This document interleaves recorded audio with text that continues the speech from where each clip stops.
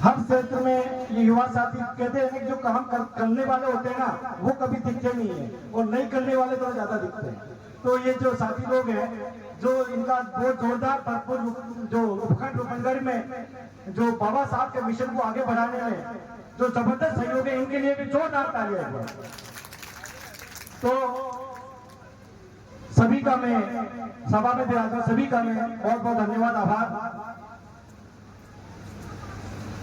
आज मैं एक छोटा सा इसी उपखंड का एक कार्यकर्ता ही हूं मैं, और सभी की सेवा में सभी की जो भी आदेश होता है, जो भी काम होता है और मेरे लायक जो भी काम होता है जिला उपखंड में रूपनगढ़ में चाहे कहीं भी काम होता है, संबंधित क्षेत्र में कहीं भी अन्याय अत्याचार हो या जुआ संबंधित घटनाक्रम का कोई मामला हो या थाने संबंधित प्रशासन संबंधित कोई भी मेरे लायक काम होता है तो मैं लगातार आपके साथ जुड़ा हूं, आपके साथ खड़ा हूं और आपके साथ खड़ा रहूंगा।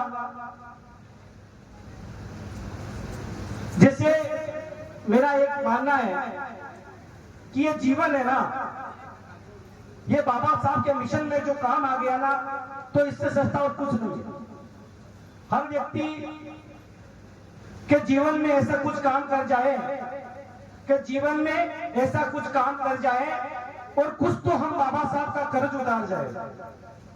तो आज हम जो बाबा साहब का जो हमारे ऊपर जो कर्ज है, हर एक व्यक्ति की जिम्मेदारी है कि हम हमारे स्तर पर देखो। एक चीज मैं और फिर कहना चाहूंगा, क्योंकि आगे जाके संगठन का जो बहुत बड़ा काम है, ये कारवा बहुत आगे तक जाएगा और उपखंड रूपनगढ़ पूरे अजमेर जिले में हमेशा अग्रणी रहे और उनका संगठन की ताकत बनी रहे। इसके लिए मैं कुछ कार्यकर्ता लोगों को और यहाँ के संगठन के जो साथीगण हैं उनको मेरा एक बहुत ही निवेदन है, क्योंकि मैं भी इस परिवार का साथी हूँ, कि भविष्य में मेरी बात को आप थोड़ा सा गौर से लीजिए कि भविष्य में कभी भी ये संगठन राजनीति का शिकार नहीं हो जाएगा। क्यों देखो, सभी साथियों की अपनी अपनी विचारधारा हो सकती है। कोई कांग्रेस की विचारधारा रखता है, कोई भाजपा की विचारधारा रखता है, कोई बहुजन समाज पार्टी की रखता है, कोई आधा समाज पार्टी की रखता है।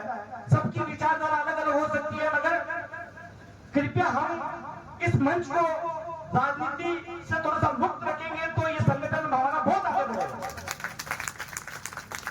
क्योंकि ये मुझे इस बात का मैं लगातार हम जो काम कर रहे हैं कई जगह, जैसे किशनगढ़ का एक जो संगठन जो भीम सेना का जो संगठन रहा था वो एक बहुत जबरदस्त मजबूत संगठन था।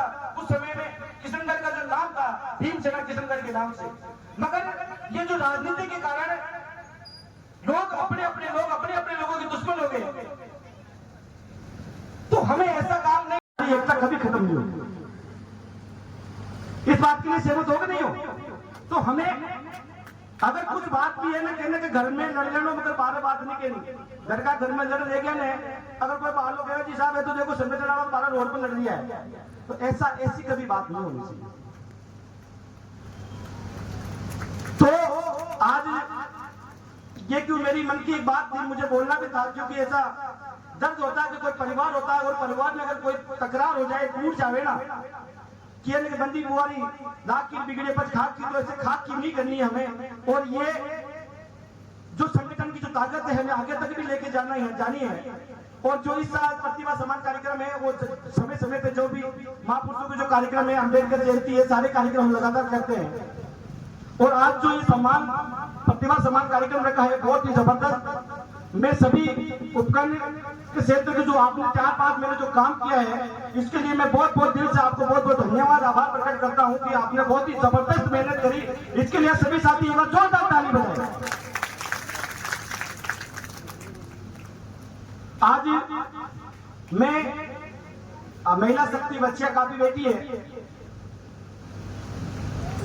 दूसरी मेरी बात है कि हमें बच्चियों को आज एक बात कहना चाहूंगा कि जो शिक्षा जो महिलाओं के लिए नहीं थी, महिलाओं की जो मनुवादी जो व्यवस्था थी उसमें महिलाओं के लिए शिक्षा नहीं थी, महिला शिक्षा नहीं प्राप्त कर सकती थी। मगर आपको पता है जानकारी होनी चाहिए और हम प्रयास भी यही कर रहे हैं कि हमारे जो महापुरुष रहे अपने लोगों को महापुरुषों की विचारधारा अपने लोगों तक पहुंचाए। तो एक जो शिक्षा की जो बात करें कि महिलाओं के लिए शिक्षा की व्यवस्था नहीं थी, चाहे वो कोई सी समाज की हो, चाहे वो जनरल में हो, चाहे ओबीसी में हो, चाहे महिला है, वो कहीं पढ़ने का अधिकार नहीं था। मगर जो ज्योतिबा फुले थे, ज्योतिबा फुले की पत्नी जो सावित्रीबाई फुले थी, सावित्रीबाई फुले ने, ज्योतिबा फुले ने माता सावित्रीबाई फुले को शिक्षित किया। और जो सावित्रीबाई फुले ने 1848 में पहली महिला स्कूल खोली, इसके लिए जोरदार तालियां। जो पहली जो स्कूल की जो स्थापना की गई वो 1848 में महिलाओं के लिए स्कूल की स्थापना की गई। उन्होंने जब स्कूल पढ़ाने के लिए जब स्कूल खोली तो पढ़ाने का जो काम शुरू किया, तो ज्योतिबा फुले और सावित्रीबाई फुले को उनके परिवार वालों ने उनको घर से बाहर निकाल दिया। बोले कि तुम लोगों ने विरोध किया। विरोध इसलिए किया कि महिलाओं को, अगर महिलाओं को कौन शिक्षित करेगी, ये उल्टा काम क्यों कर रहे हो, क्योंकि आप कुछ अच्छा करोगे तो विरोध उसी का ही होता है जो अच्छा करता है। और गलत के हाँ में हाँ बोल देता है ना कोई व्यक्ति, अगर मैं गलत हूं और आप मेरे हाँ में हाँ बोलोगे तो विरोध होगा ही नहीं। जाहिर सी बात है, जाहिर सी बात ना, अगर आप गलत व्यक्ति है, कोई गलत के अगर हाँ में हाँ बोलोगे तो विरोध कभी नहीं होगा। तो सावित्रीबाई फुले ने